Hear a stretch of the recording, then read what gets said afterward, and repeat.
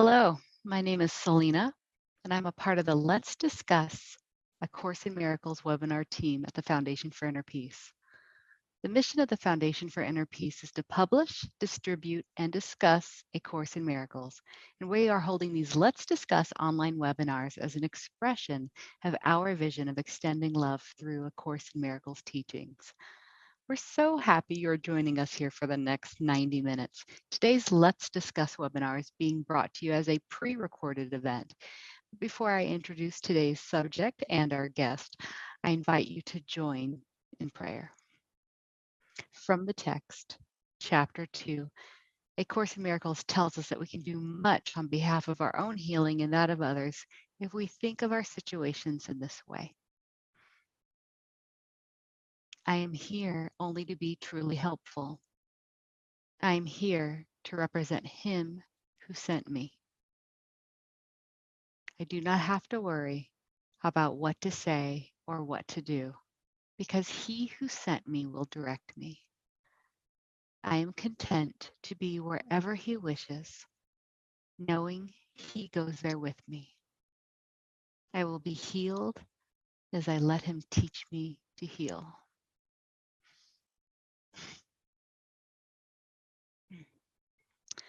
Now, it's time for today's session entitled Friends with Benefits in A Course in Miracles. Are you intrigued?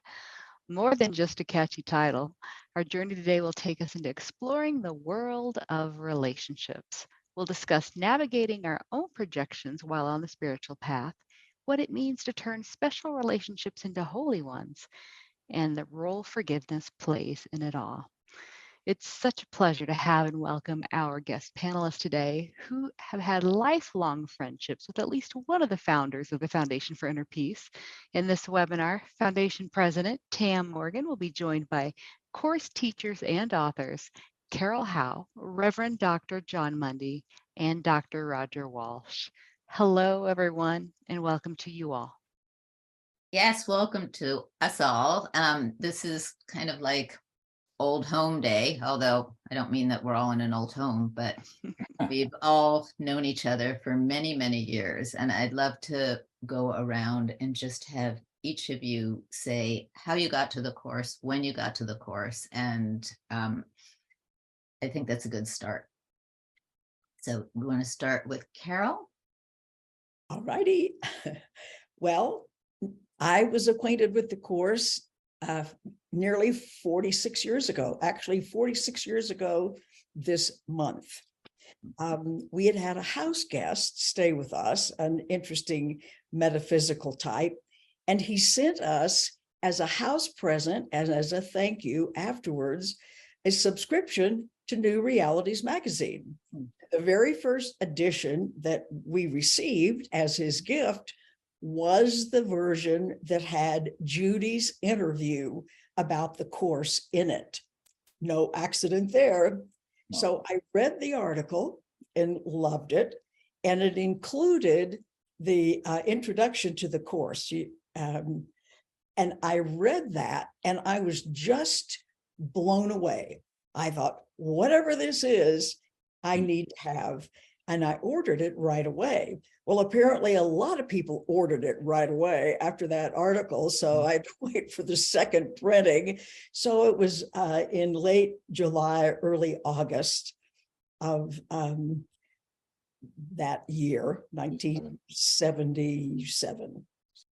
It arrived, and nothing could possibly be more wonderful than that set of books that I found out about. Okay, in a bit, I'm going to want to hear also how you each met my mother and the founders, any of the founders of the Foundation for Inner Peace. So, Jon. Well, do you want us to do that at the same time as telling you about to the course, or later? We don't have to. We can go back around. It'll come out, I think. We'll be casual. Okay. I'm just calling you according to where you are on my screen. Well, I met Helen and Bill both in 1973 at a conference sponsored by Spiritual Frontiers Fellowship. And Hugh Lynn Casey was the keynote speaker. And Bill and Helen actually came to a workshop that I was doing. My first book had just been published called Learning to Die. And I don't believe, I didn't know who was sitting there. Believe me, if I know who was sitting there, it might have changed things a little bit for me. But I was introduced to the two of them at the end of that particular workshop. And they told me that Helen had written, like, I don't think they said A Course in Miracles. I don't remember. I think they said something like an inspirational book.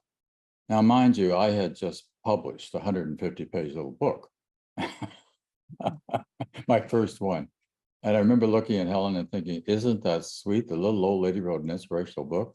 You know, it's probably got some very good prayers in it or something like that. Little did I know, it's, oh my God. So I'm sure that they met with Hugh Lynn at that point. I wasn't in on that at all, but that was the first meeting. Had you already heard of A Course in Miracles? No. You hadn't even heard of it. Okay. No, of course not. Well, it wasn't out at all yet. Right. And Okay. that was 73. Right. So in 74, I wrote a letter that got published in the Journal of Transpersonal Psychology, expressing interest in being in contact with people who were working in the fields of psychotherapy and spirituality. And Bill saw my letter, and he told Helen that he thought it was a call for her to complete the writing of the psychotherapy pamphlet, because Bill and Ken were both after her to complete that. So she agreed that my letter was indeed a call for her to complete the psychotherapy pamphlet. So she completed that in April of 1975. And she called me and she told me she had something for me. I didn't know what she was talking about, but I agreed to go meet with her and Ken and Bill and Father Benedict Rochelle in Ken's little tiny studio apartment in New York City. That was on April 20th, 1975. And they told me about the course and how it came into existence. And Helen gave me the manuscript of the psychotherapy pamphlet. Turned out I only lived a few blocks from there. I was on West 19th, they're on East 17th Street. So it's just a crosstown walk in Manhattan. And I carried that home that night, the manuscript, thinking that maybe the most important thing which ever happened to me just happened, but I didn't know what it was. So then after that, at the end of that, it was agreed that Ken and I would continue to get together to dialogue. And after that, Helen and I got into a relationship as a kind of therapeutic counseling relationship that she had with me. I could tell you some stories about that at another point. That would be going too far at this particular. So that's how it all got started. And I'll turn it over to somebody else. Thank you. Wait, I have to interrupt 1 second. When you say therapeutic sessions, and I know we'll get into that in a little bit, which one of you were being therapist? Is there any question about that? Yeah, there will be.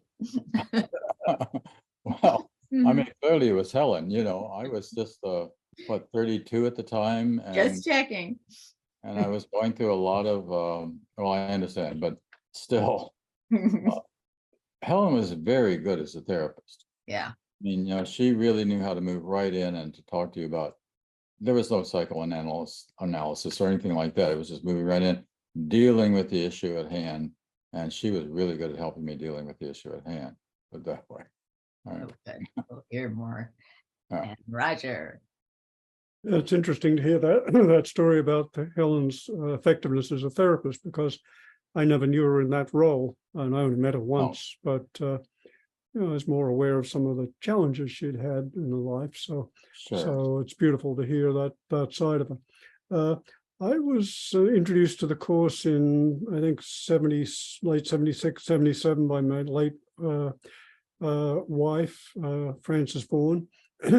And I opened something part of it and saw the words God, Holy Spirit, and said no thanks, closed it.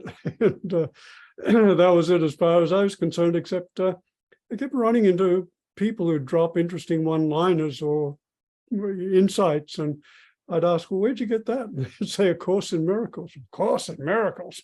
So, but that happened a number of times, kind of, okay.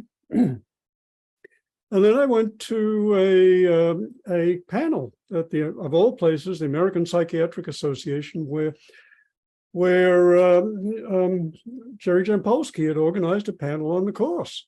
And one of the people there on the panel was Bill Thetford, who I didn't know. And I distinctly remember as Bill was talking, this thought coming into my mind: if this guy is interested in the course, I'm going to check it out. And I was like, oh, okay. So I did, and it took me a while to get through my aversion to the Christian language. I'd been inoculated against Christianity in Sunday school, but eventually I made it through, and it rapidly shifted from a painful, an aversive language to an appreciation of its profound beauty. I had the very good fortune of being part of a group which met each morning, which included Jerry Jampolsky and Judy Scotch-Whitchin and Bill and Francis, and that went on for, I don't know, year, maybe 2 years. So I had the very good fortune of being kind of nurtured by some of the people who were most devoted to the course and whose lives have been most directly involved with it and whose lives have been most transformed by it. So I feel very fortunate in that way. And Bill was an inspiration in many ways. My first reaction to getting to know him was he was so quiet and shy. I thought, this guy could use some assertiveness training, but that was so much for my hubris. But, it came to just appreciate what an extraordinary, gentle, loving soul he was. So I feel very blessed to have had that introduction to the course through those people. Thank you. Okay, Carol, your turn. About how you met any of the above. how I met any of the above. I met Bill through a very odd circumstance after I had been a student for a little while, not long at all, less than a year, I think. I got an invitation from some organization, and I don't remember what, saying that Judy Scotch, she wasn't Whitson yet at that stage of the game, she was Judy Scotch, was going to be presenting a lecture at a university over on the west side of Denver. This is back when I still lived here. And it said, oh, and by the way, one of the scribes of this Course in Miracles thing, Bill Thetford, is going to be there too. Well, it's like, well, I wouldn't have missed that for anything in the world, for heaven's sake. So we drove across town, and what the little flyer did not say is they were going to set this up outside. This was early May, and sometimes it's still cold here in early May, or chilly at night. And they had an outdoor stage set up. And Judy, of course, is a fabulous presenter. I don't know that there's a soul in the world who can present this material like she can. So, and it indicated Bill would be there, but he was not going to be one of the speakers.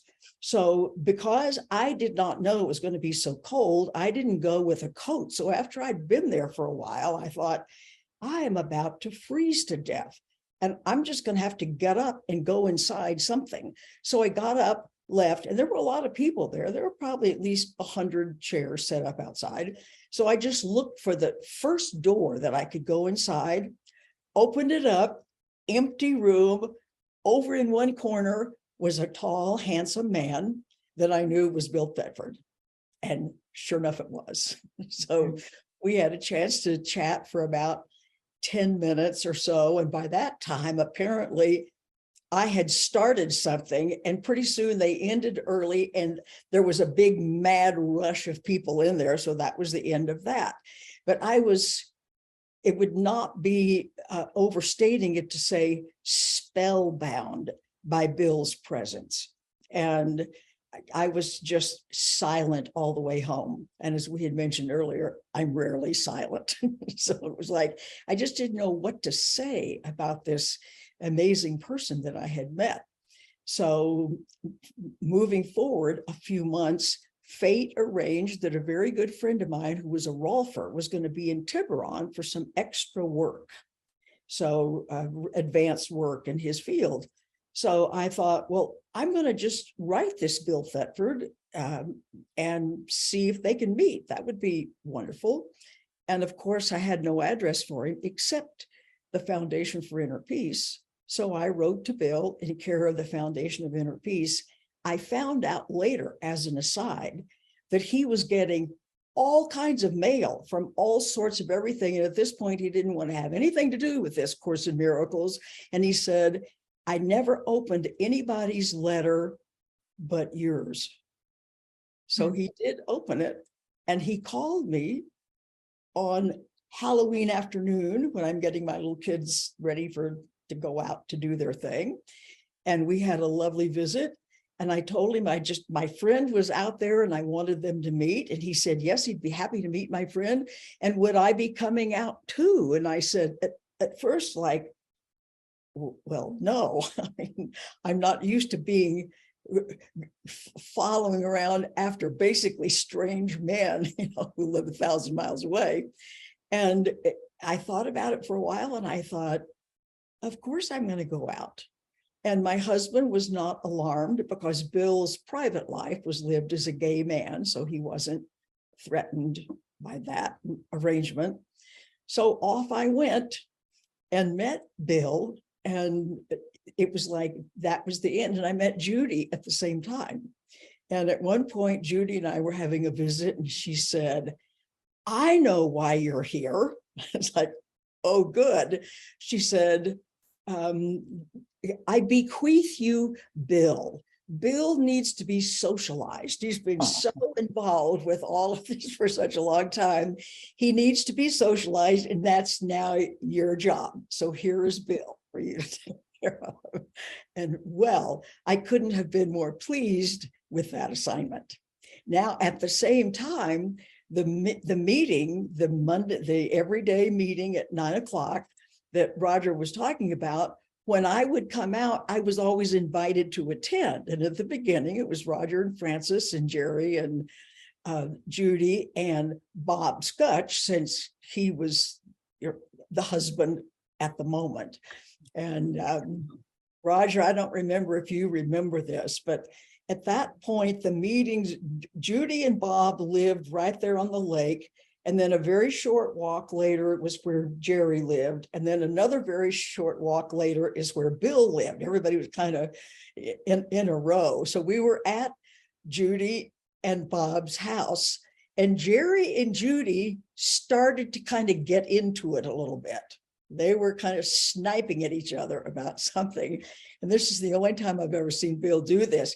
He took the book, and we were around like a coffee table thing, and he smashed the book down on the edge of the table, and he said, you two cut it out now or I'm leaving. It was like Bill being very well. Roger, do you remember that? I don't. Happily, I don't. So in any event, just fun little things like that happened in the very beginning, but that's how I inherited Bill. So I would go out and visit Bill, and because it's a very easy run from Denver over to San Francisco, and he would come out and stay with me and my family. So we were enormously blessed to have Bill be part of our family in Denver. Oh, thank you. Well, that kind of brings us to this silly subject matter of, well, the title, I should say, of this webinar, which is Friends with Benefits. And it's truly about the special relationships that we have in our life. And there seems to be a I'm calling it a misconception that the Course does not condone special relationships, that it actually, we're not supposed to have them. I've gotten a lot of feedback about that. And I answer it in my way, but would love to hear not only what you each have to say about that, but I would say literally the benefits that were brought to your life by knowing any one of these people who brought the Course to all of us and you in particular. So anyone can talk, or I can go back around, whichever you would rather. Anyone want to go first? Doesn't matter. Who? You. Oh, me. Sure. Because I'm you sorry. uttered the first noise. Was it a hearing? It's interesting to use that word special relationships because that has a special meaning in terms of the Course in Miracles. It's essentially a relationship that you've got work to do in, or that there's problems about, or you healing lessons, forgiveness lessons, that sort of thing. Like a marriage, the marriages are almost inevitably, well, not almost, they're inevitably special relationship. Children, that's a special relationship, etc. I don't recall it being a special relationship with Ken or Bill or Helen, any of them in that sense. Ken very clearly took on the role for me as kind of an older brother, and a very wise older brother who I would go to for, well, first of all, just to learn the course initially.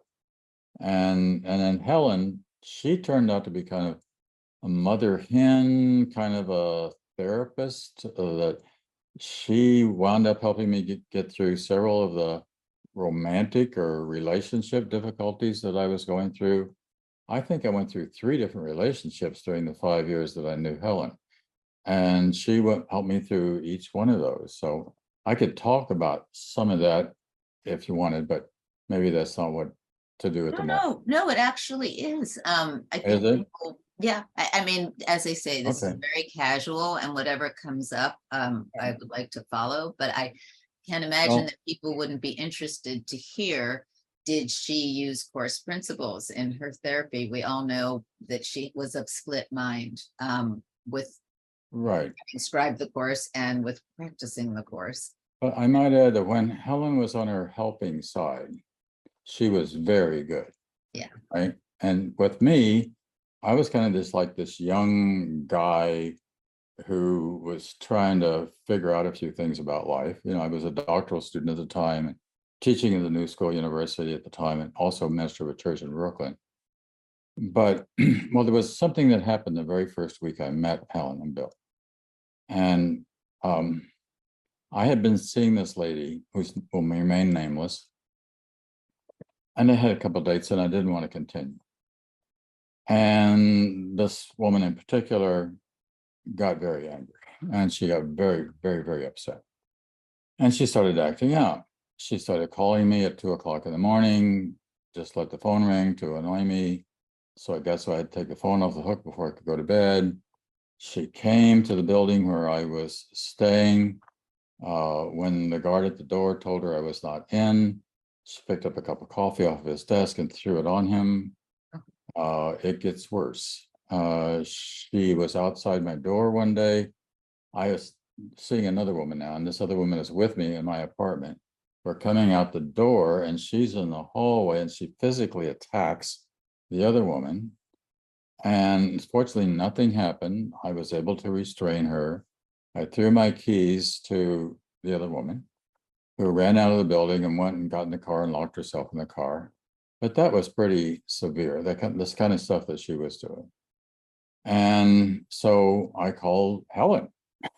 I said, Helen already said, help, I'll help. Well, so she said, well, come see me. And now, interesting enough, I always saw Helen in Ken's apartment. I never saw her in her own apartment. Right. But then, as you know, Ken deliberately got an apartment directly across the street, or almost kind of catty-corner across the street from where Helen was. So it made it really easy for the two of them to get together. So I went to see Helen, and I was only there for just a few minutes, actually, not very long, probably less than half an hour. And Helen would do this interesting thing with me. When she wanted to make a point, we were sitting fairly close to each other. She reached out and she tapped my knee like that with a finger, right? And she said, this woman needs your help.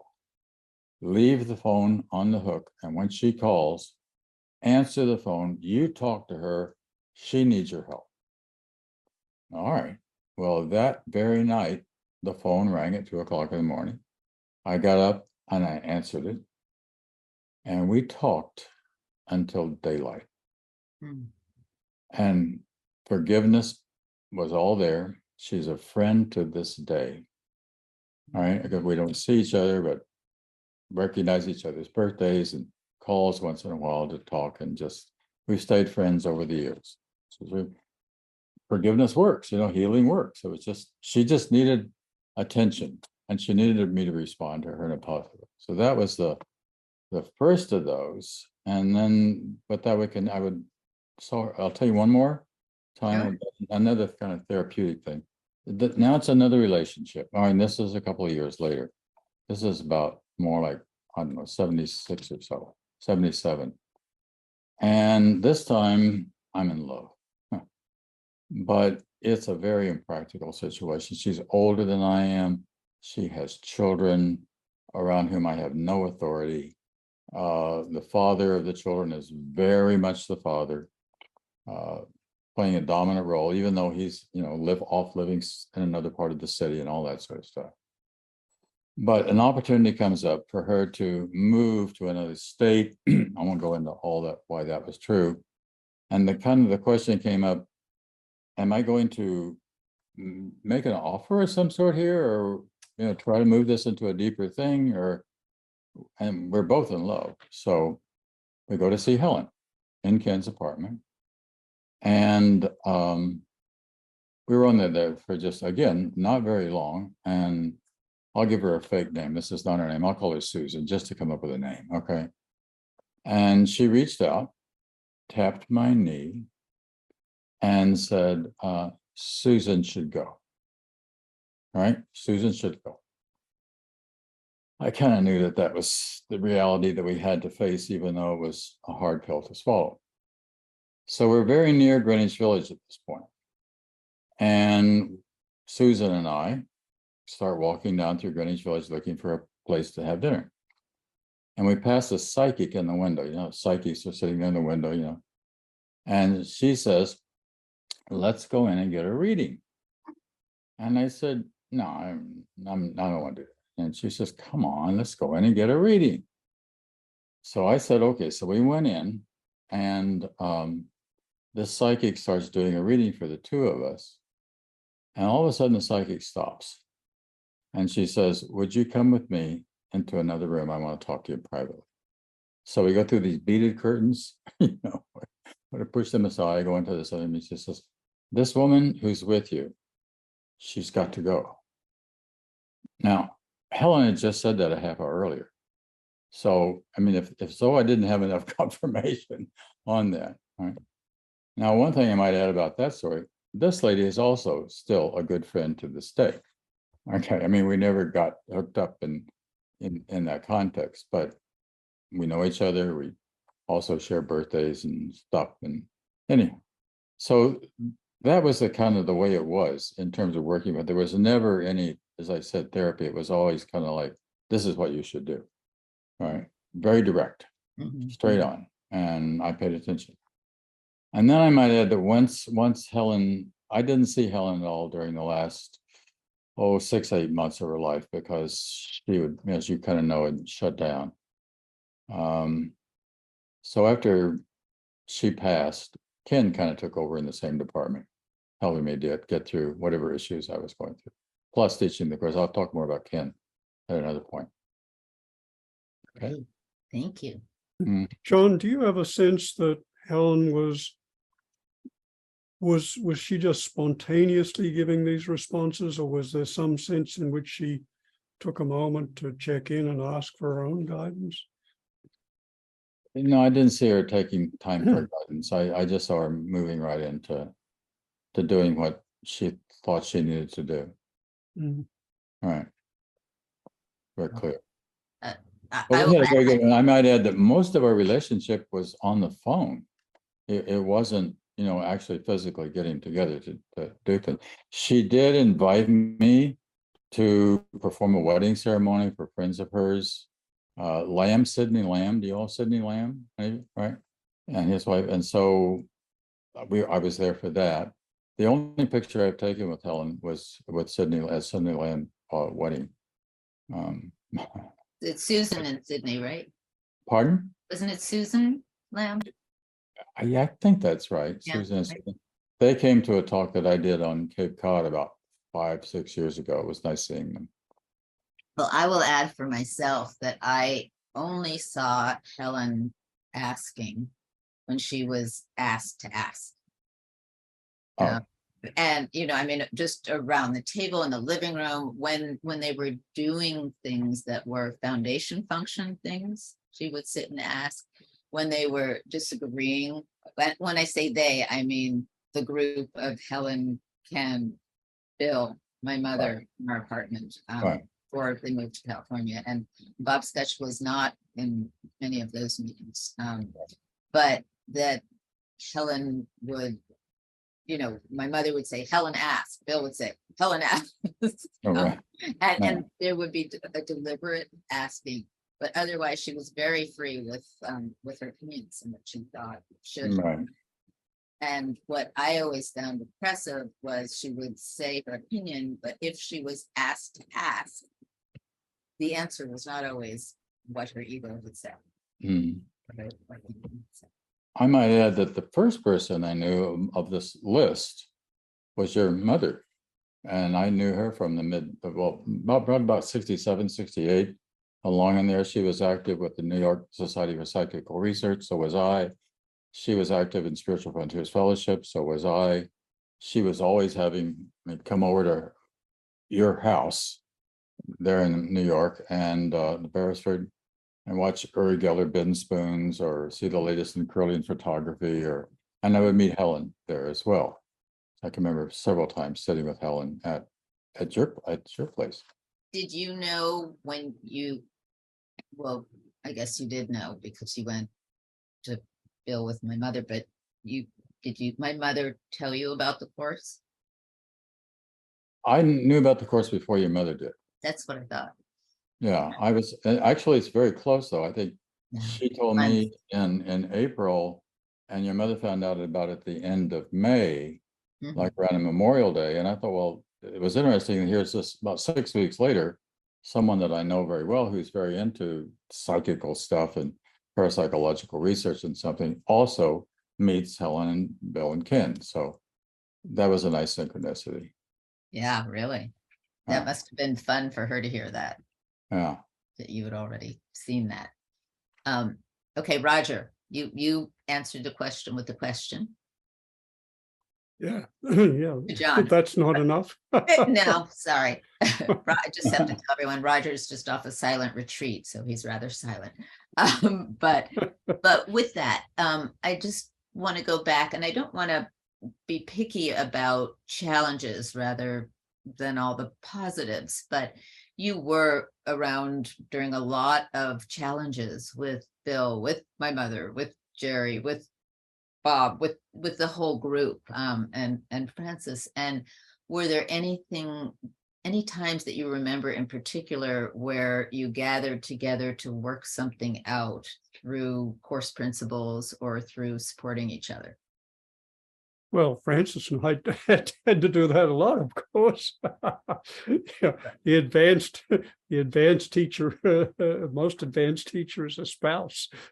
So that was my special relationship, and it was also a priceless gift. And that having a partner who shares the course is just a priceless gift. And it's interesting that one of my personal professional interests is in comparative spirituality, and of all the world's spiritual traditions, I have found no other tradition, I'm pretty willing to bet there isn't one, which places so much emphasis on peer relationships.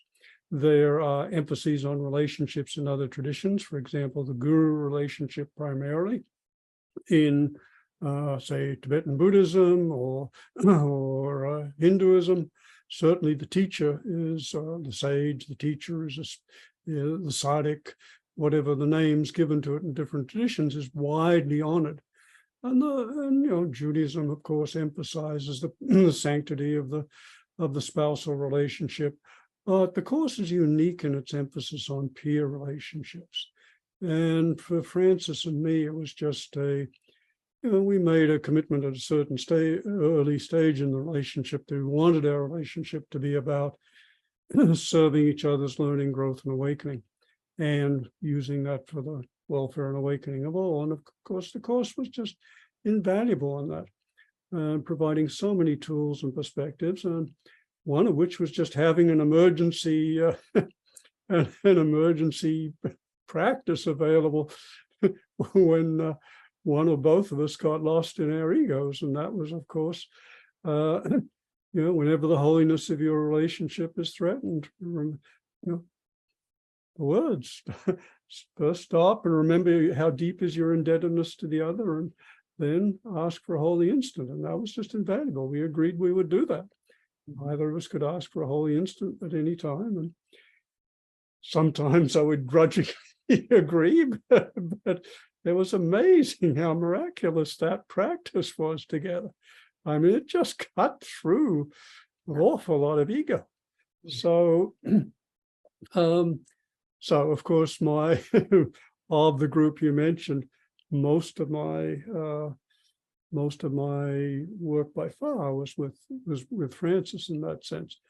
There was a run-in Bill and I had at one time around authorship of an article. He had said one thing and forgotten he'd said it, and blah blah blah, and I was not happy, and Bill clearly had his stance, but clearly wanted to work through this and heal it. And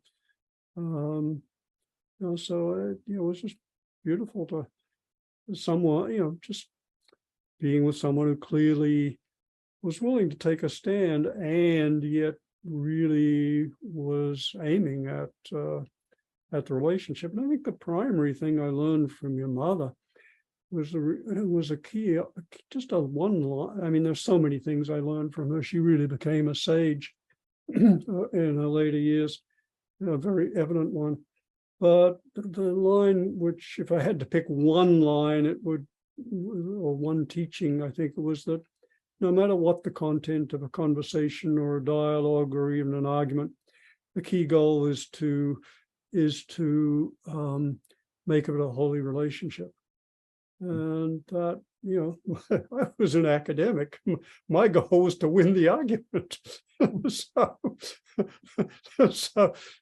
this was a radical shift.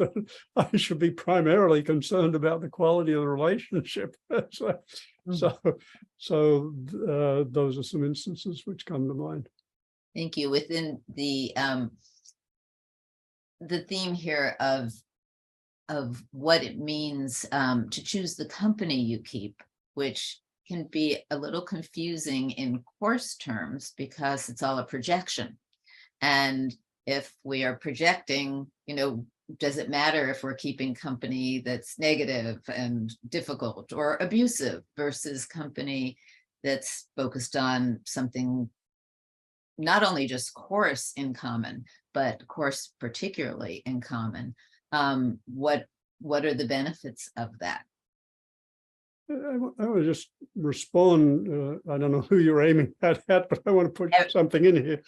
I think one of the, every path and every teaching has its strengths and its omissions. I think one of the things that the course does is it shifts between relative and absolute without necessarily signaling so. So yeah, at one level, it's all projection. The one mind is projecting us, blah, blah, blah, blah, blah. And then there's the relative of some people create a lot of suffering, and some people create a lot of benefit. And and the challenge is how to hold both perspectives at once. Thank you. Beautiful answer. Carol. Well, this is actually my favorite topic of all, and I do a vast amount of private counseling with people. And so I find the same thing over and over and over and over and over and over and over and over and over. And when the Course talks about special relationship, that's not a compliment. It's talking about ego-driven. I want my way. I want something out of it. I want to bolster my own sense of personal self. And we're asked to switch this over to a holy relationship or a healing relationship. And I would say the main goal that allows something to become a holy relationship is to decide what we want to do is to see, first of all, what we're seeing in the other people that we don't like is our mirror image. They're showing us something about ourselves. And without going into a long process that I go into with people, it's like if we can shift our goal as the Course asks us to separate out the time and space stuff, the words and deeds that an ego body, so to speak, is involved with, and which is what we're objecting to, and realize that the presence of us is an entirely different matter. And that real presence of us is only loving, it's only innocent. And so if we're, again, to abbreviate something that's kind of long to very short, is if we in a safe place, if people in a safe place can be led to see that what they don't like in somebody else, oh, they too are engaged with in their own way. And then to see that both parties at any given moment, with the things that they believe, are doing the highest and best of which they are capable at that moment, given whatever has been triggered in them, whatever's going on, and then kind of proceed to, okay, that was the best you could do then. That's over with. It's not, the past is gone. There's no future. Nothing is stored anywhere. And we can now go about the business of turning this into a holy or a healed relationship by deciding, and one person can do this. You don't have to have two people just staring at each other at the same time. It's like one person can do this and both people benefit. If you go, yes, indeed, I can see the words and deeds that are going on. Sometimes those are terrible, but the presence of the person is still innocent and still beloved and still good and still all the other adjectives. It's why the Course says you can't heal yourself alone. You can't sit in your house and go, I'm a wonderful, loving, innocent person, blah, blah, blah. You have to relate with other people that you have thought were not so okay, and be determined that indeed we're not whitewashing words and deeds, but we're honoring what's the vast and immutable truth about that person. And the more we focus on that, and the more that gets to be kind of the only job in town, it's kind of like relationships cannot help but turn around and be healed, because I'm doing the part that I'm asked to do. And I find that it works all the time.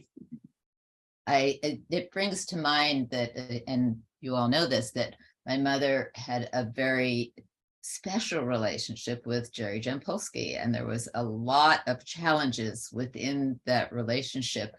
But I remember my mother telling me that she was extremely proud because she felt she had healed it finally. She was free from the specialness of the relationship. It was now a holy relationship, and she had some pride around it. She, a good pat on the back. Finally, I've gotten it. And she told Helen, and Helen's response was, okay, close your eyes for a moment. My mother did. She said, so how do you feel about Jerry being with another woman? And my mother said, I'd rip her eyes out. And Helen said, not quite done yet. And years, I don't know years or months, but some time went by, and Jerry came to my mother and told her that he met someone who was very, very important to him, who ended up being his wife later, Diane, and that he wanted her to meet Diane. And my mother opened the door, Diane came in, they fell into each other's arms and completely felt like sisters. And my mother knew she was done. And that was an enormous shift for her, because they had so much history and past together, Jerry and my mother. So I think that was a good example, but there are probably many, many more examples, just even between the dynamics of Helen and Bill and Ken. that that could show us this. And if anyone has any to share, we'd love to hear it. None to share, huh? Okay. Well, I grew up as an adolescent with them in my home, in my apartment in New York, and I watched from an adolescent perspective, but also from an intuitive adolescent perspective. And I saw a lot of game playing, which is what felt like, that and different factions being created amongst these people who were doing the course. Now, I was very glad that my mother found the course, because it kind of got her off my back with psychic experiments and all of that, and was very grateful for it. And yet, watching some of the dynamics, what I would see happen is that Helen would use Ken to show up Bill on something. And Ken would be so beautifully devotionally solicitous of Helen. He wasn't a speaker back then. He stuttered still a bit and was shy, but anything Helen wanted, he would serve. And Helen would look over at Bill and say, "See, he knows how to treat me," or different little pokes and jabs. And so it created a situation in which then my mother would take care of Bill, because she saw aggression coming towards Bill, and my mother would take care of Bill. And then Helen would be furious at my mother because she blamed at one point my mother bringing Bill to California and taking Bill away from her. And here were all of these typical relationship and even soap operatic issues among them all, as they kept doing their practice, as they continued to do their practice. Now, Helen was the one who actually did the practice the least.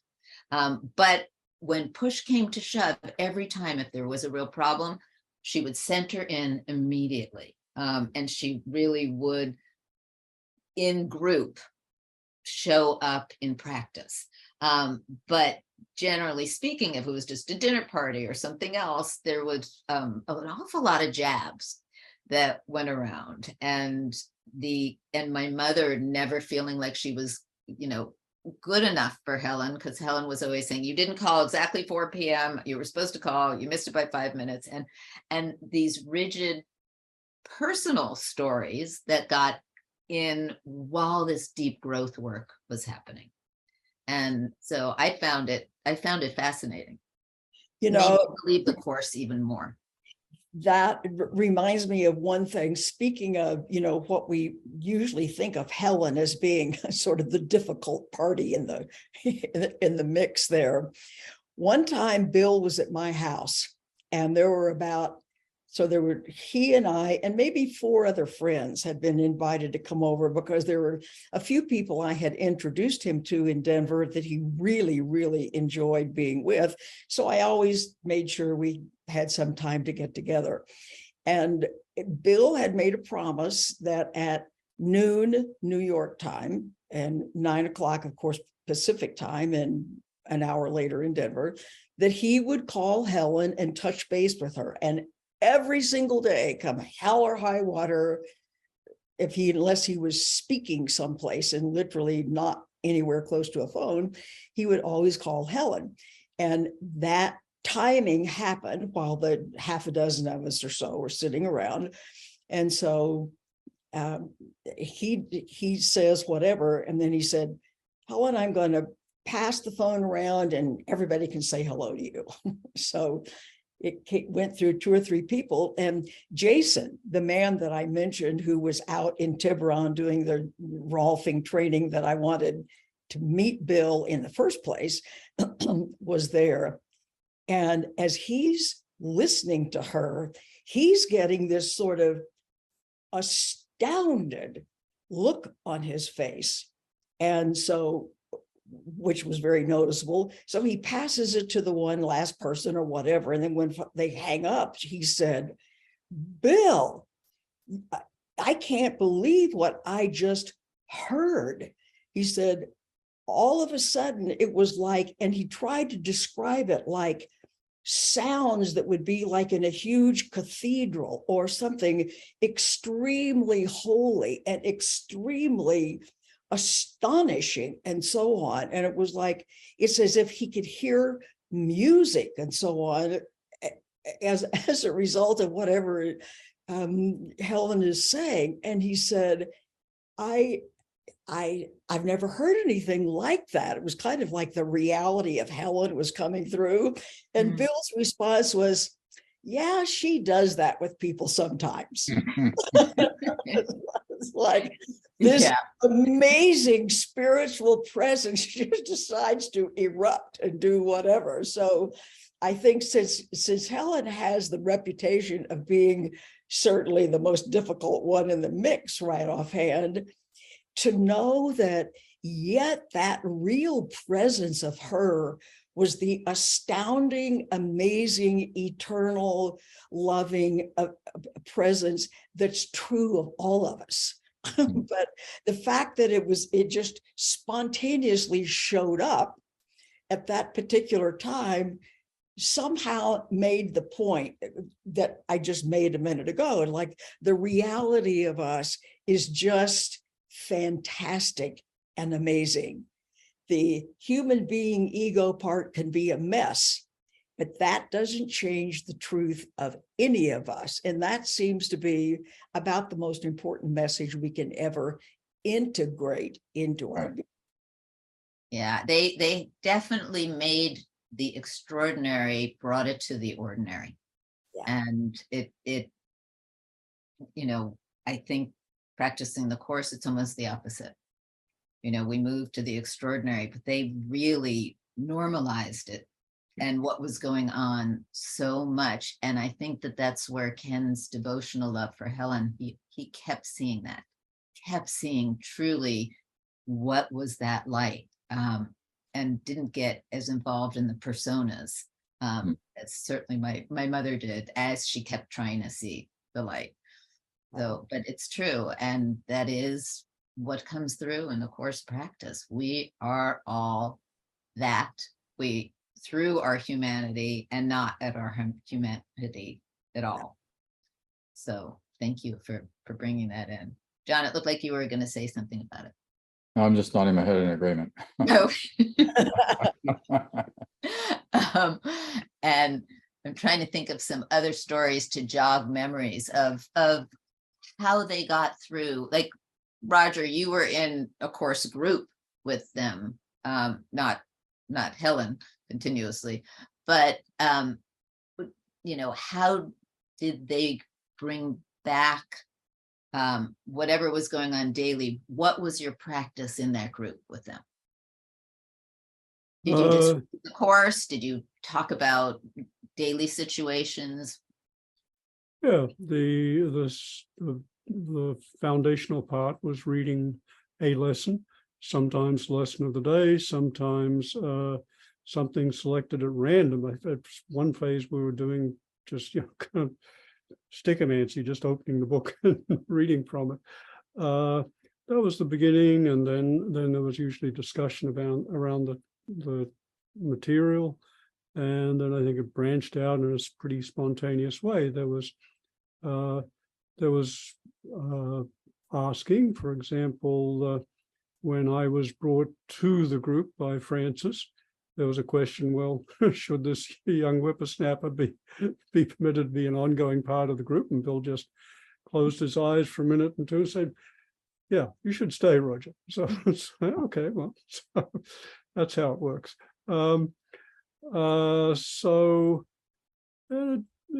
Occasionally people came in as guests, Carol, for example. But I think maybe it was an hour long, maybe the first half was specifically related to the material, and then it branched out in spontaneous ways, I think. It seems to me like we always read a something. I don't know who decided whether it was a lesson or a passage, and that then would become a springboard for and I can remember in my very earliest days of traveling out there, how kind Roger and Frances were. You know, Frances would take me to lunch. I was the stranger in town, and she was wonderful about incorporating me into that little tiny group. And I don't know if you remember all that, but coming to your house for dinner. Oh, So Roger and Frances were a very important and integral part, so to speak, of the little tiny nucleus, so to speak, of the group there in Tiburon. And I'm eternally grateful for that kindness. Yeah, they emanated kindness Yes. and humor. Yes. I think that was the a common denominator: high intellect and great humor. Especially Bill. What? yeah, Bill. Especially Bill. Especially Bill. Especially Bill. Yes, well said. Yeah. Had his own breed for sure. Absolutely. Bill actually could be possibly the funniest person I ever met in my entire life. Yeah. I remember one weekend he came out to Denver, and another couple who he had met and enjoyed. The five of us drove down to Santa Fe in midsummer, because the Santa Fe Opera is apparently second only to the Metropolitan Opera, and Bill was the opera fan of the century. And the five of us drove down, and I don't know if who all knows Hugh and Gail Prather personally, if you've been around them very much. Sure. That was the most, but when Bill and Hugh Prather got together, Oh. it was absolutely pricelessly hilarious. We didn't stop laughing the entire time we were there. I'm surprised we could even sit through the opera and not make a lot of noise. But the way Bill and Hugh would play off of each other, it's like, it's too bad it was not recorded for posterity, because talk about uplifting. that would certainly, you could not stay in any sort of an unpleasant place when in the midst of that kind of hilarity. And it was hilarious. I just will never forget some of those. Was it mostly playing puns upon puns, or was it? Yes, absolutely. Absolutely. And Hugh Prather, just even by himself, was an absolutely hysterical fella. In other words, he was very, very, very, very funny. So when Bill and Hugh, and sometimes Bill and other people would get together, it was just, the lid would go off. It was so hilarious. I'll never forget that. Well, I'm going to present some questions here, but I'm going to start with one that's very seen as a bit controversial, because I would love all of your, or any of your impressions about this and perspectives on it. And I'm just going to read it exactly as was written to me. And it's person who sent it in said, especially in light of the catchy webinar title, Friends with Benefits, the question of sex may come up. Obviously, the Blue Book, Foundation for Inner Peace, published Course in Miracles, doesn't mention sex other than to say that physical impulses are misdirected miracle impulses. Beware, however, the text does have the same material, the sex material, that essentially says that the sex should only be, should only be for procreation, and that homosexuality is a pathology. This material contradicts the core course principle that there is no hierarchy of illusions, ignoring the first principle of miracles and playing right into the first law of chaos. Helen herself admitted, as Ken reported, and Robert Perry acknowledges in the ancillary material of the Purple Book, that Helen was never sure if the material was not from her own ego. So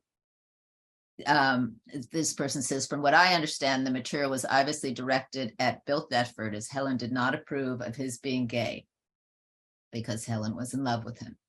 So what is your perspective on that, of what Helen heard and didn't put in? And there's been a lot of talk about this. And since you knew the players in all sorts of various ways, what would your response to this be? I have my own as well. Well, I know when I wrote Bill's biography, the one place where I could never get any information was about some of the people. Bill was basically a bisexual man. In other words, he was as attracted to women as he was to men, but his personal and private life was always with men. So through some contacts I had, I was given some contacts, which I tried to follow up on with some of the men in his life down in San Diego. And either the phone numbers were no longer good. I couldn't ever reach anybody. So I was never able to get feedback from any of those people right offhand. But it seems to me like I would agree that this was some of Helen inserting her notions about this, because if the whole point of the course is about our healing and about the fact that the world of time and space is not the ultimate reality, so to speak, then it seems inconsistent that it would suddenly stick in some rules about you have to do this or can't do this. Right. It's never made any sense to me. No. And I would come down on the side of Helen probably spilled over into some of that commentary. I would agree with that thoroughly. It just doesn't fit with the course. It's very contradictory to all of the main messages. And No. That's why it wasn't there. exactly. And it seems to be like when I interviewed Ken for the book, we discussed that as well. In other words, it's like anybody who's really engaged and involved with the course can see that this sort of pops up like an anomaly that doesn't fit with everything else. If the whole point of the course is that this is a projection of our own minds, so to speak, then why would it have much to say about any of the particulars about what it is that our internal thought processes are projecting? It's like, doesn't make sense to me. I'm interested to hear that Helen herself wondered if it was interpolated, or your wonderful word, Carol, spillover. That's interesting to me because I hadn't heard that before. I haven't gone to the text for some reason or other. It's of course a question that comes up is, to what extent was material colored by the person it came through? And I don't know, but it's interesting that Helen herself raised the question about that material.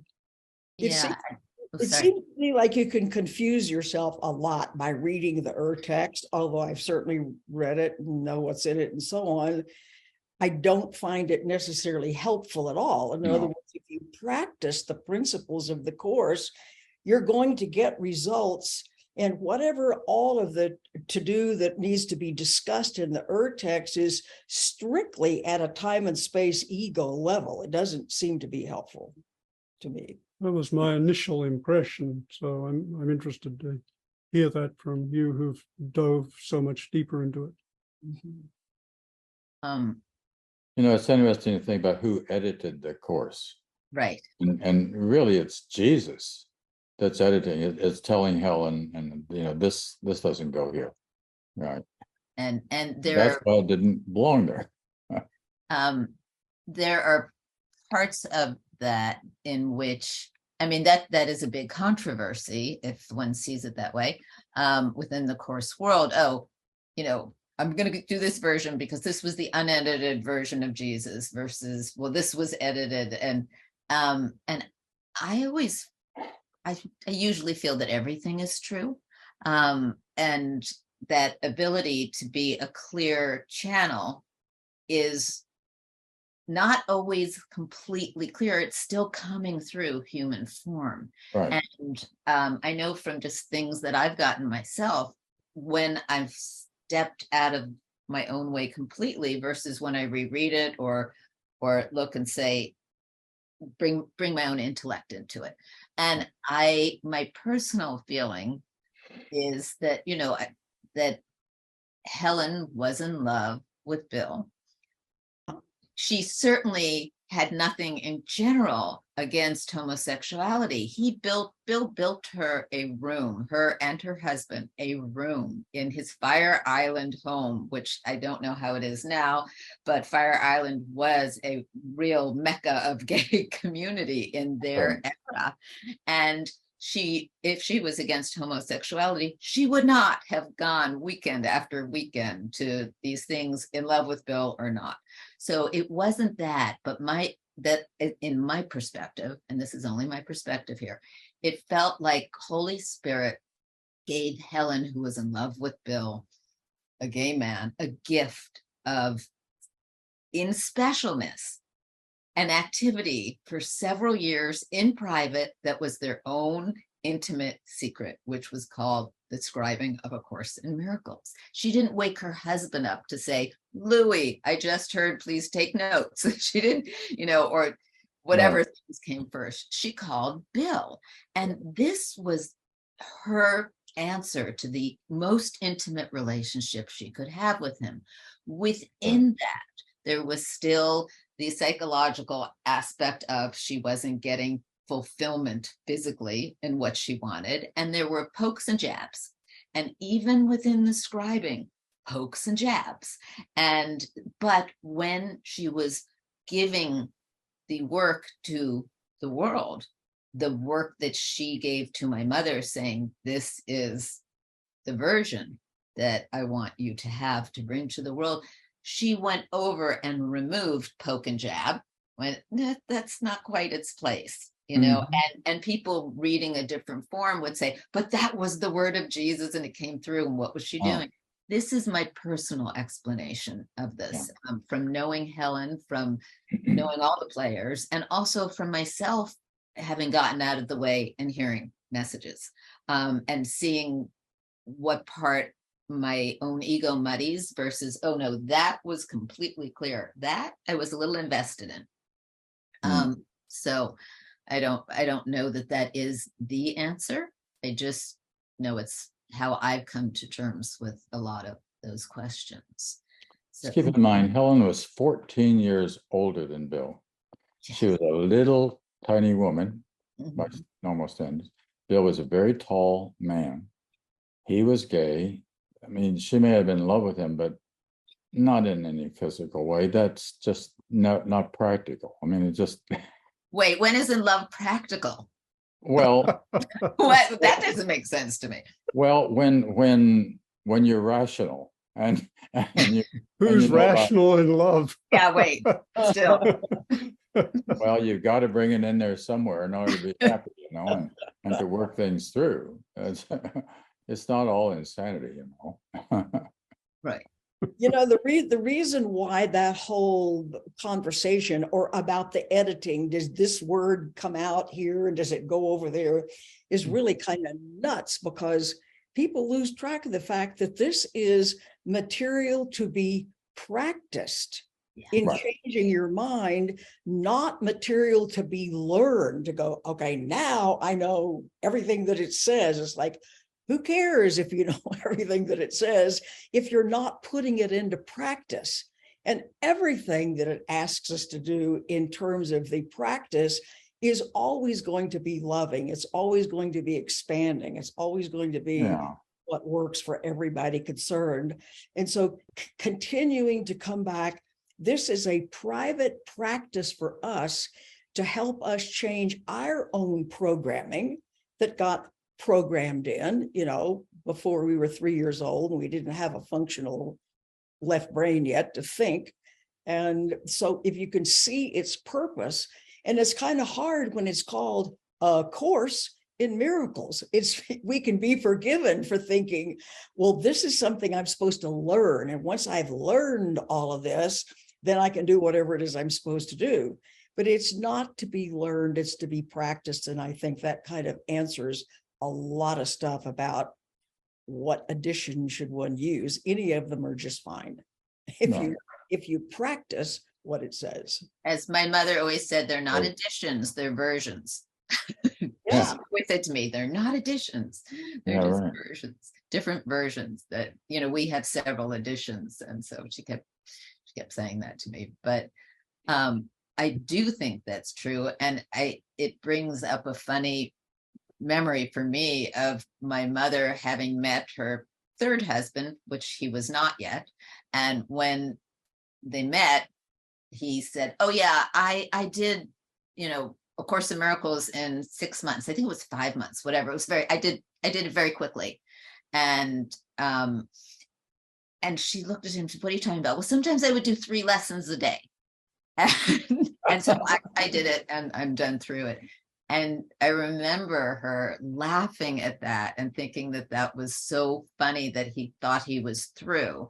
Yeah. And that's when also she started to say that her group in doing the course, whenever she had a group, like our group was myself and Bob Rosenthal and his wife Emmanuel and Whit and my mother, she always called it the slow learners group, because she said such a slow learner and she would never be done. And it's continual, the applied practice. It doesn't just finish because you've read it or done it Not at for all the lessons. In fact, as I encourage the students I work with to go over it and do it because it just keeps getting deeper Yes. and more edifying. When you do that, you can't go through this just once. You're only going over the surface. Now let's go back and go to grade 2 and grade 3 and grade 4. Absolutely. Yeah. And in the versions and editions and all of that, the other thing that I always found funny, although I understand it, was the one that's called the Bill Thetford version. And and what's the only thing that's funny to me about it, and I understand it because it was pre-edited and this and that, was that Bill didn't use that one. You know, Bill, you know, that's not the one that he supported or used. And so there's so many ironic, funny pieces. And Right. I think there's value to anything that anyone's attracted to, any version, as long as they go to the actual practice and the understanding of love. If they want to read the side notes, and that's that, but that's not the one that was given to my mother, the one that, you know, I present here. But so there was another question that I'm going to bring up, is what would the Course, we're talking about all these kind of really intense relationships, what would A Course in Miracles say about the concept of soulmates? I don't think that of all the times I've read it, I have never even seen the word soulmate in there. Well, it's there. It doesn't talk about that. No. What we think of as soulmates, I think, would be people who are attracted and, you know, seem to have great affinity for one another and so on. But that, at least in any of my reading of the Course doesn't emphasize that in any way. How about you guys? No, it's not, it does not show up in the No, Course. it didn't. No. In fact, one of the interesting things, it kind of makes some jabs at marriage, though. It doesn't say that, but that's what's happening. And you read chapter 16 in particular, is real about creating relationships and binding yourself in specialness. Yeah, Mhm. it's there. Tammy, I have to tell you a quick story about Bill and your mother. I mean, there are millions of stories, but this was when I was writing Bill's book. I'm right at the very, very end. And I had a sense all the way through writing this, because there was so much research involved in it. It took a couple of years from start to finish. It was hard to do. Sure. But I would get signs from him. So I'm close to the very, very end. And I said, Bill, how do I really, really know that you're really here. Because I had said, what's the name of your book? And he said, well, you'll know when you come to the end. And I said, well, I am practically at the end.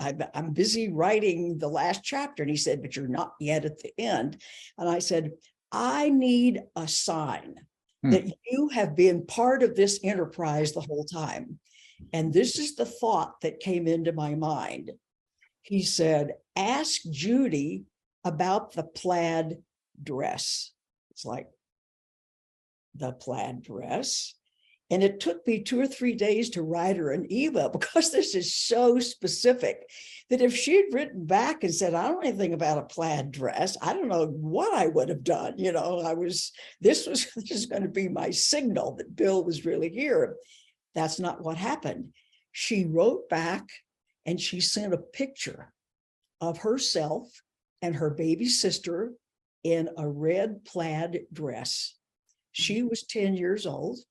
Baby sister was like a year old. And it was the first photograph that they had actually had the professional photographer come in and take of those girls together. And that picture had always been a treasure of hers. Mm-hmm. And to get that sign from Bill that was so specific and have her confirm it, I thought, whatever doubt I might have about anything, about guidance from anybody, has just gone out the window. Well, I just wanted to make extra clear for people listening that you were doing this when Bill was no longer present in body form. Oh, yeah. It was several years after. Yeah, right. I started about 6 or 7 years after he passed away. Mm-hmm. And what motivated you to do that? I simply knew that I had to do that. It was a guidance thing. It was just mine to do. I thought, this man is so amazing. And the course, of course, there's so much of him in there, like there is of Helen and everybody else, that his story just cannot go untold. And so you gave it such a beautiful title. Do you want to say that? Oh, yes. Never Forget to Laugh. Because when I asked him, I said, what is the title? This was kind of at the same time. I said, how do I know this is really you talking to me? And I said, what is the title of your book? Because it was in my computer just as like Memories of Bill or something. And he said, you'll know when you get to the end. And I said, well, I am at the end. I was probably writing the last couple of paragraphs of the last chapter, and the inner voice was, but you're not at the very end yet. It's like, okay, not at the very end. So as I'm just writing whatever I'm inclined to write, the very last sentence, and I'm not trying to contrive the sentence to match whatever he said. I'm just writing, and it says something like, and blah, blah, blah, and never again will we forget to laugh. And it was like, he was right. There it is in the very last sentence. That's so beautiful. And it's also his own little play on the line in the course, and God's son forgot to laugh. So exactly. It brought it all together so beautifully. Exactly. Yeah, thank you for that. Just love that. There is one other thing I'd like to just bring up for out there, people who might be interested, is, I think we kind of touched on it. What would a holy relationship look like in everyday life in the world of form? And I'm adding, just for them, is it sustainable? Sure. Is it complete when you have it? Do you have to ever do work again? I told the story about my mother with Jerry, and she thought it had turned into a holy relationship. There was still another piece missing. Then it really did. But what do you think it looks like, and can it be sustainable? Well, I suspect it looks like some of the stories we've been told. I think one of the benefits of this group and these discussions has been humanizing the original players and source people for this material. And as you probably know better than anyone, Tammy, there's such a tendency to sacralize and sanctify these people. Oh yeah, the ones that I got is, can I touch you? You knew Helen. Can I touch you? You're related to your mother. And now it's been kind of replaced with, can I take a selfie with you? And then they touch me, which is all fine, Yeah. but it is. I remember the humans. I remember the humans, and I see and carry with me their truth. They really were. I think there are some core, really key takeaways in some of the things that have been said here, such as what you were saying, Tammy, about as an adolescent watching them, these very humans having their ego stuff and continuing to practice. That's right. And that's probably, I think that's a great definition of a holy relationship. Right. And, any fantasy that we're going to get rid of our egos is probably best let go. They quiet, etc. But we remain human, and the myth of the perfect teacher, which is a myth in multiple traditions, may it die a healthy, quick death. There aren't any perfect teachers. There are just people who teach. And as the Course says, we're all students and teachers, and just human ones. So I really think that these stories we've heard have kind of answered the question: is what does a holy relationship look like? It's a relationship in which people are still practicing. One of my meditation teachers, Jack Cornfield, in a 3-month retreat, a friend came to visit and asked, well, how's so-and-so doing? Oh, she's doing great. How's such and such? Oh, he's fine. How's so-and-so? Oh, doing wonderfully. Eventually the friend asked, well, what's the definition of doing well? Oh, it means they haven't quit. Yeah. so it's like, Yeah. We're in these messy relationships. Our human side keeps coming up, and are we continuing to practice? Yeah. And are we calling each other to practice? Do we have emergency techniques to remind each other that what we're really about, etc.? That seems a pretty good definition of a holy relationship to me, the exact ones that have been described. Right. I once wrote a paper on marriage, and I had all C's, the 12 C's of what I call marriage. And the first one, if the number 1 is there, number 12 will be there. And number 1 was commitment. I'm staying. I'm committed to working on this relationship. Number 12 is contentment. And in between, we've got communication and cooperation and confrontation and all of those other things that are normal in relationships in order to keep it healthy and to keep it working without it falling into not talking to each other, not sharing, all this stuff that can begin to break something apart. Right? The 12 steps of marriage. I love it. Yeah. It also reminds me too of what my mother always said, and what happened in the very beginning with the Course of, make the commitment first, everything else will follow. Exactly. Number 1 is there. If you're committed, Yeah. then you can get through all the confrontation and all the communication and all stuff. And you will be contented in the end. Yeah. I think it's also helpful to keep remembering that we tend to grow up believing that somehow all of our words and deeds are kind of stacked up behind us in a big pile someplace, and that I'm experiencing whatever I'm experiencing now because of what happened then. And I spend a great deal of time trying to disabuse people of that idea. Yes, sure. Cause and effect is vertical, not horizontal. So if I have issues, if I've got something going on, or if something or someone is difficult right now, don't be looking to what happened when you were 3 or what somebody did at work. It's like, what are the beliefs that are going on in your mind right at this very minute? And you will always find self-sabotage of some kind.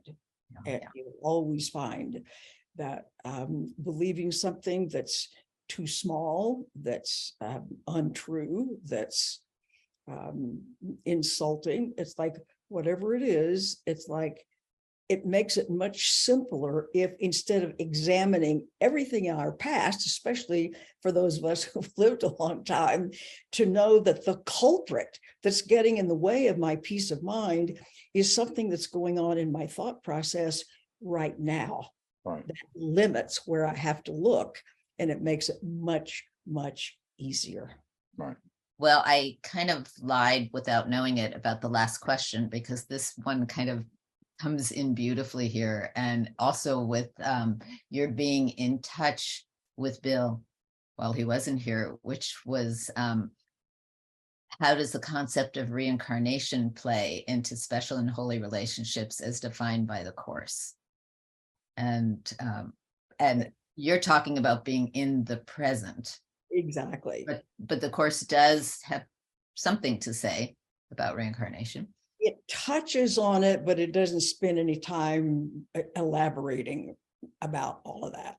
Mm-hmm. In other words, it's like, because if cause and effect are in the same moment, and if there's something that I need to shift or change or improve or release or whatever, it's right now in this moment when that needs to happen.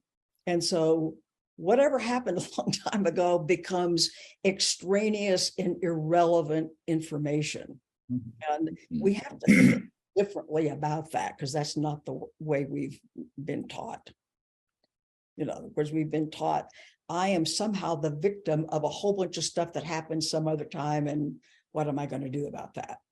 So it's like, it's the whole hypothesis that needs to be changed. Or that, I mean, on a more, I don't know that positive is really the right word, but I'm going to use it on a positive sense of, you meet someone and you feel like you've known them forever. You've known them before. You've known them in a past life. How is that weaved through in the world of Course in Miracles? You know, I think it's important to note the first word in the section on reincarnation is ultimately.